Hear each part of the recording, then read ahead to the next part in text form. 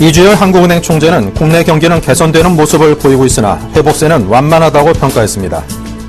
삼성전자의 분기 영업이익 5조 원 선이 무너졌습니다. 이 통사들이 지급하는 보조금 규모가 적다는 반발이 커진 가운데 이 통사들이 보조금 규모를 확대할지 관심이 커지고 있습니다.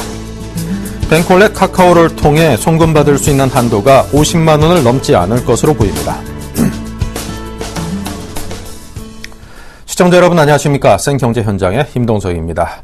외국인의 매도세도 불구하고 오늘 코스피 지수는 8거래일 만에 상승 마감을 했습니다. 증권부의 김창현 기자 연결하겠습니다. 안녕하십니까. 네, 안녕하십니까. 네, 자세한 시황 알려주십시오. 코스피 지수가 외국인 투자자의 매도세에도 8거래일 만에 상승하며 1970선을 회복했습니다. 코스피는 7일 전거래일보다 0.23% 오른 1972.91포인트에 거래를 마쳤습니다. 반면 코스닥 지수는 전거래일보다 0.61% 내린 562.82포인트로 장을 마감했습니다. 이날 지수가 소폭 상승한 이유는 최근 코스피를 약세장으로 몰고 간 달러화 강세가 다소 누그러진 점이 긍정적으로 작용한 것으로 풀이됩니다. 아울러 삼성전자의 3, 4분기 영업이익이 4조 1천억 원으로 최악의 상황은 면했다는 안도감이 지수 상승에 힘을 보탰습니다. 투자자별로는 기관이 1,168억 원, 개인이 285억 원 순매수했습니다. 반면 외국인은 나흘 연속 매도세를 유지하며 1,581억 원어치를 팔아치웠습니다. 업종별로는 은행, 전기가스업, 비금속 광물 등이 강세를 보인 반면 음식료품, 건설업 등은 약세를 나타냈습니다. 시가총액 상위권 종목의 기상도도 엇갈렸습니다. 삼성전자는 116만 2천 원으로 0.96% 올랐고 한국전력, 포스코, 현대모비스, 기아차 등도 상승했습니다. 반면 현대차, 네이버 등은 하락세로 마감했습니다. 서울 외환시장에서 원달러 환율은 2.9원 내린 1066.1원으로 거래를 마쳤습니다. 네, 그리고 김무성 새누리당 대표의 지지율이 상승하면서 이른바 이 관련 테마주 급등했다고 하는데요. 어땠습니까? 김무성 새누리당 대표가 박원순 서울시장을 제치고 차기 대권주자 여론조사 1위를 차지했다는 소식에 관련 테마주들의 주가가 급등했습니다. 7일 한국거래소에 따르면 디지털조선은 이날 코스닥 시장에서 가격 제한폭까지 오르며 전일 대비 15% 상승한 5,750원에 거래를 마쳤습니다. 디지털조선은 김 대표의 모친이 방상훈 조선일보 사장의 고모로 알려지면서 김무성 테마주로 분류됩니다. 김무성 테마주로 묶인 섬유업체 전방 역시 이날 유가증권 시장에서 14.92% 급등하며 테마주 효과를 톡톡히 봤습니다. 전방은 김 대표의 부친인 고 김용주 회장이 창업한 회사인데 현재 주요 주주들이 김 대표와 친인척 관계로 알려져 있습니다. 고압가스 용기와 수처리 장치를 제조 판매하는 NK도 이날 전날 대비 8.45% 오른 4,750원에 거래를 마쳤습니다. NK는 대표이사가 김 대표와 사돈이라는 이유로 김무성 테마주로 분류됩니다. 현대상선도 김무성 효과와 남북 경협주에 대한 기대감이 함께 맞물리며 전날보다 7.8% 상승해 11,750원에 장을 마감했습니다. 현정은 현대그룹 회장의 모친인 김문희 용문학원 이사장이 김 대표의 누나입니다. 지난 6일 여론조사 전문기관 리얼미터가 발표한 설문조사 결과에 따르면 김 대표는 지난주보다 2.6% 오른 2.6%포인트 오른 18.5%의 지지율로 박원순 시장을 제치고 여야를 통틀어 전체 대권주자 가운데 지지율 선두에 올랐습니다. 하지만 정치 전문가들은 유력 정치인과 혈연이나 학연, 지연 등으로 이어져 있다는 이유만으로 묻지마식 투자를 하는 것은 위험하다고 조언했습니다. 실적과 미래성장 가치가 뒷받침되지 않으면 결국 특정 정치인의 인기에 의존한 주가 상승은 오래가지 못한다는 분석이 나옵니다. 네, 잘 들었습니다. 지금까지 김창현 기자의 설명이었습니다. 감사합니다. 네, 감사합니다.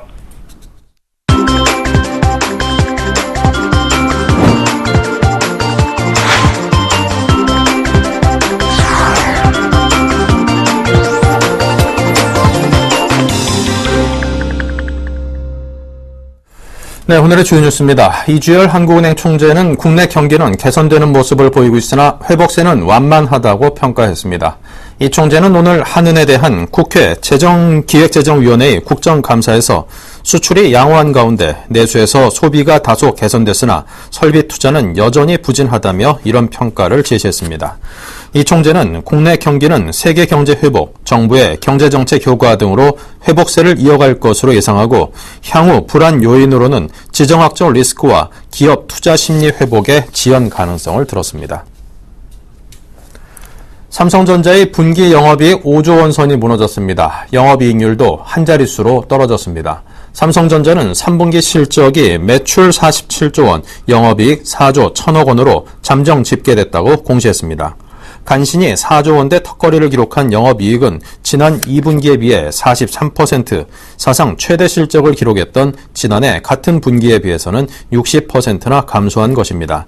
삼성전자의 영업이익이 5조 원 아래로 떨어진 건 2011년 4분기 이후 처음입니다. 삼성전자는 중국 업체들의 시장 점유율이 높아지는 등 스마트폰 업체 간의 경쟁이 심화돼 IT 모바일 부문의 실적이 크게 악화됐다고 설명했습니다. 또 TV 사업에서도 패널 가격 강세 등으로 비용이 증가한 반면 비수기로 판매 가격은 떨어져 실적 하락에 영향을 줬다고 밝혔습니다. 단말기 유통구조 개선법 시행 이후 이동통신사들이 지급하는 보조금 규모가 단통법 시행 이전보다 적다는 반발이 커진 가운데 이 통사들이 보조금 규모를 확대할지 관심이 모이고 있습니다.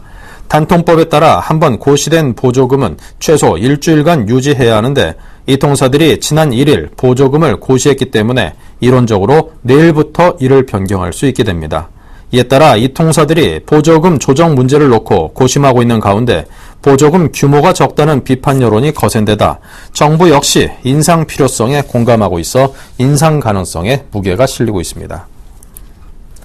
다음 달 초로 예정된 모바일 송금 결제 서비스 뱅크월렛 카카오를 통해 송금받을 수 있는 한도가 50만 원을 넘지 않을 것으로 보입니다. 신재윤 금융위원장이 지난 6일 카카오 본사를 방문한 자리에서 뱅크월렛 카카오의 수취 한도 50만 원이 정부 규제 때문이라면 고치겠다고 말했지만 카카오나 금융권은 시기상조라는 입장을 보이고 있기 때문입니다. 카카오 한 관계자는 당장 한도를 늘릴 수는 없지 않겠냐며 카카오는 플랫폼을 제공하기 때문에 금액 한도 부분은 금융결제원이나 다른 15개 은행이 결정해야 하는 문제라고 말했습니다. 금융결제원 관계자도 지금으로서는 아무 문제 없이 런칭하는 것이 핵심이라며 한도 확대는 추후 검토해야 할 사안이라고 밝혔습니다. SK이노베이션의 자회사인 SK루브리컨츠가 전 세계 3위의 윤활기유 제조업체로 거듭난다고 합니다. 자세한 소식 산업부의 유주희 기자입니다. 안녕하십니까? 안녕하십니까? 네, SK루브리컨츠가 윤활유 원료인 윤활기유 공장을 새로 가동했군요. 예, 이번에 새로 가동한 공장은 SK루브리컨츠와 글로벌 에너지 기업인 랩솔이 함께 지은 스페인의 윤활기유 공장입니다. SK루브리컨츠와 랩솔은 7대3의 비율로 4,700억 원을 투자해 스페인 공장을 지었는데요. 고급 윤활유의 원료인 고급 윤활기유를 생산하게 되고 생산량은 연 6만 톤 규모입니다. SK루브리컨츠는 이미 울산과 인도네시아의 윤활기유 공장에서 연간 287만 톤가량을 생산하고 있기 때문에 새 공장의 생산량까지 더하면 SK루브리컨츠는 엑손모빌과 쉘에 이어 세계 3위의 윤활기유 제조업체가 됩니다.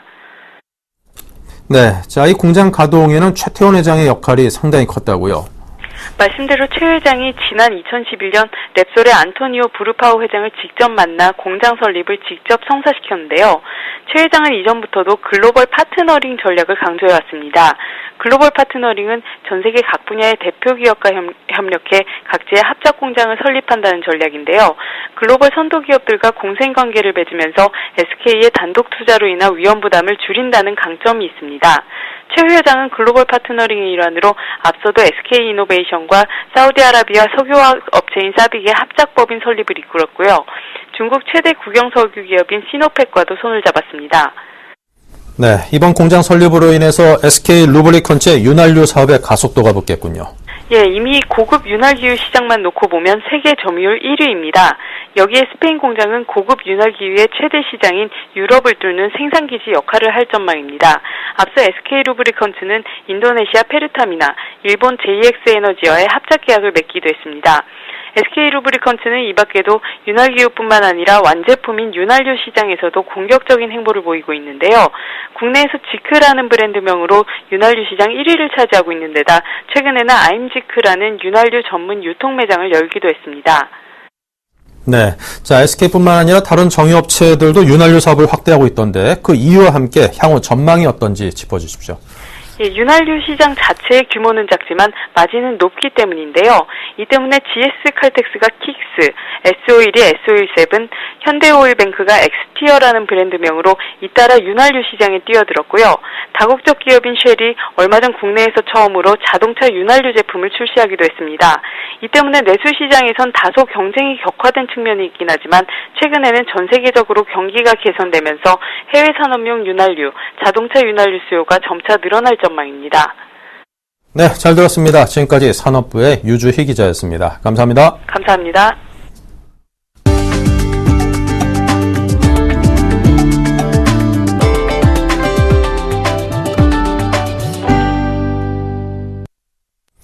삼성중공업과 엔지니어링이 지난달 1일 합병을 공식화했습니다. 사업 영역 및 역량이 서로 다른 두 회사의 합병으로 과연 시너지 효과를 발휘해 사업 경쟁력 강화와 경영 효율화를 통해 육상과 해양을 아우르는 전문 기업으로 도약할 수 있을지 관심이 크게 집중되고 있습니다. 정창신 기자입니다. 삼성중공업은 합병을 통해 삼성엔지니어링이 보유한 화공 설계 및 사업 관리 능력을 활용해 해양 플랜트 시장에서 사업 경쟁력을 강화할 수 있을 것으로 기대를 모으고 있습니다. 삼성엔지니어링 또한 삼성중공업이 보유하고 있는 제작 능력을 기반으로 육상 화공 플랜트 외에 해양 플랜트와 LNG 등 사업 포트폴리오를 다각화하는 효과를 누릴 것으로 보입니다. 삼성중공업 같은 경우는 국내 조선업계 선두주자 업체고요. 엔지니어링 같은 경우에는 해양 플랜트, 설계, 구매, 시공 1위 업체이기 때문에 합병하면 시너지 효과는 충분히 나지 않을까. 삼성중공업은 삼성엔지니어링과 12월 1일 합병이 마무리되면 매출액 24조 6천억 원, 자산 총계 25조 8천억 원의 대형 회사로 거듭나게 됩니다. 매출액 기준으로는 국내 상장사 가운데 16위에 해당하는 규모입니다. 삼성중공업은 2020년에는 매출 40조 원 규모로 성장할 계획도 세웠습니다. 이를 위해 조선 6조 원, 해양 시추 설비 4조 원, 해양 생산 설비 8조 원, 화공 플랜트 11조 원, 발전 설비 4조 원 등 사업 분야별 세부 목표도 제시했습니다. 삼성중공업은 이번 합병으로 그동안 취약했던 화공 플랜트와 해양 생산 설비 분야 역량이 극대화할 것으로 기대하고 있습니다. 삼성엔지니어링도 이번 합병으로 LNG 시장에서 모듈화를 통한 비용 절감 효과를 누릴 것으로 보입니다. 공사 환경이 열악한 극지와 오지, 현지 규정이 까다로운 북미 지역의 경우 조선소에서 모듈로 제작한 뒤 공급하면 원가 절감과 공사 관리에 유리합니다.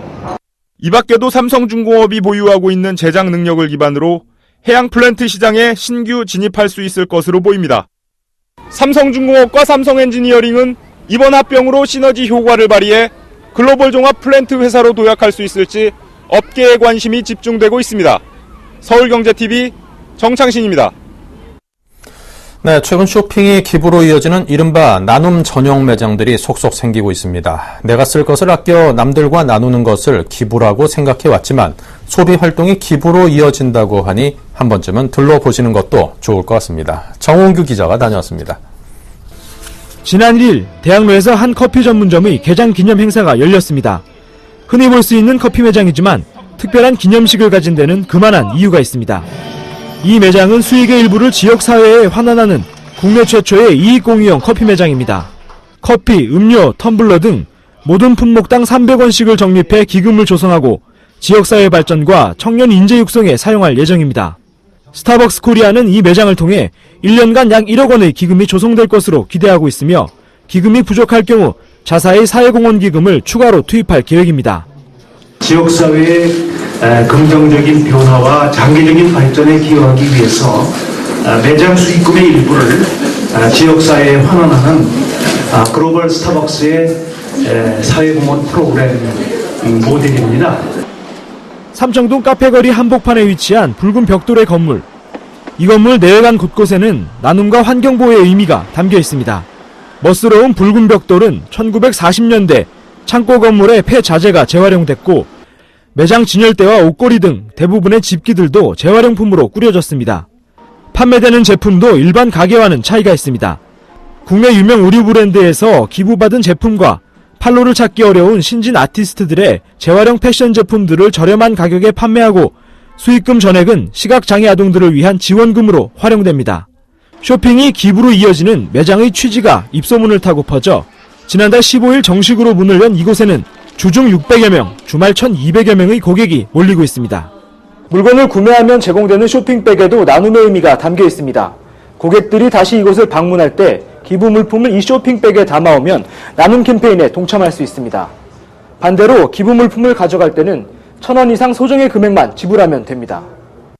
이 패션 매장은 2006년부터 구호 브랜드를 통해 200여 명의 시각장애 아동들의 개안수술 비용을 지원해온 제일모직에 의해 탄생됐습니다.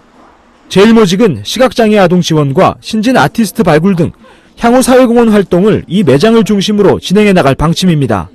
패션 회사에 맞는 사회공헌 활동을 하기 위해 오픈하였고요. 희망을 전하는 그런 매장이 될 수 있도록 노력하겠습니다. 사업 시작 단계부터 나눔을 추구하는 기업들의 아이디어가 기부는 경제활동과는 별도의 선행이라는 생각을 바꾸고 있습니다.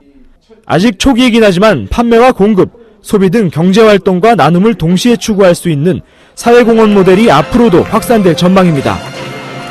서울경제TV 정훈규입니다. 초고화질 방송을 줄여서 UHD 방송이라고 합니다. 기존 HD 방송보다 4배나 화질이 더 좋기 때문에 보다 선명한 방송 화면을 접할 수 있다고 하는데요. 세계 주요 선진국들이 UHD 방송 시장에 뛰어들고 있는 것은 이 시장이 갖는 폭발적인 성장 가능성 때문이라고 합니다. 한지희 기자입니다. 풀 HD 대비 4배, SD 대비 24배 뛰어난 화질을 자랑하는 초고화질 울트라 HD 방송.